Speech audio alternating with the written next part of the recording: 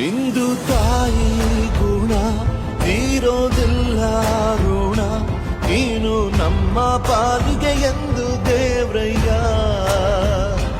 ತಾನು ನೋವಾಲುಂಗಿ ಜೀವ ನೀಡೋ ಮಗ, ನಿನ್ನ ಪಡ್ಕೊಂಡಿದ್ದೆ ಪುಣ್ಯ ಕಣಯ್ಯ.